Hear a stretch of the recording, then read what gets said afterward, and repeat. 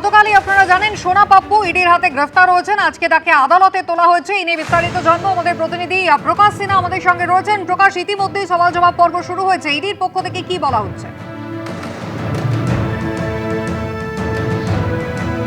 দেখা এখনো শুনানি শুরু হয়নি। 10 মিনিট পর শুনানি শুরু হবে। সোনা পাপ্পুকে কোর্টরুমে নিয়ে আসা হয়েছে এবং ইডির আধিকারিকরা এবং ইডির আইনজীবীরা তারা কিন্তু কোর্টরুমে পৌঁছেছেন। আজকে যে রিমান্ড প্রেয়ার ইডির তরফে জমা পড়েছে সেখানে কিন্তু সোনা পাপ্পুকে কাস্টাডিতে নেওয়ার আবেদন জানানো হয়েছে এবং সে কিভাবে সিন্ডিকেটে অ্যাক্টিভ ছিল, অর্থাৎ যে অভিযোগ তার বিরুদ্ধে রয়েছে, তোলাবাজি থেকে শুরু করে প্রতারণা এবং অস্ত্র আইনে মামলা হয়েছিল, সে কিভাবে ইনভলভ ছিল তার বিস্তারিত তথ্য কিন্তু আজকে কোর্টে প্রডিউস করা হচ্ছে।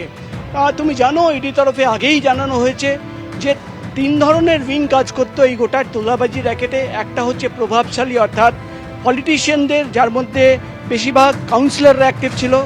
অন্যদিকে পুলিশের একটা উইং ছিল যেখানে শান্তনু সিনহা বিশ্বাস সেই উইংকে অপারেট করত, এবং আরেকটা উইং যে ফ্রন্টে গিয়ে তোলাবাজি করত এবং প্রমোটারদের ধমকানো চমকানো, তাদের থেকে টাকা নেওয়া অর্থাৎ জোর করে তোলাবাজি করা, তাকে নেতৃত্ব দিত এই সোনা পাপ্পু।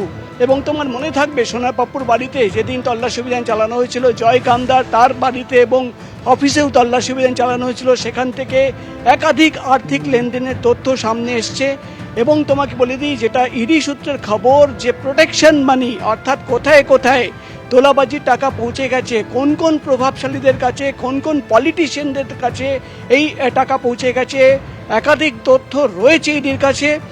সোনা পাপ্পুকে কাস্টাডিতে নিয়ে সেটা যাচাই করতে হবে, সেই সমস্ত নাম সামনে রেখে জিজ্ঞাসাবাদ করতে হবে এবং পুলিশের সিন্ডিকেট, পলিটিশিয়ানদের সিন্ডিকেট এবং ক্রিমিনালদের সিন্ডিকেট ত্রিশূলের কথা কিন্তু কোর্টরুমে বলা হচ্ছে ইডির তরফে। একেবারে আদালতে আজকে ইডির পক্ষ থেকে কি দাবি করা হয় সেদিকে আমাদের নজর থাকবে। প্রকাশ, ধন্যবাদ।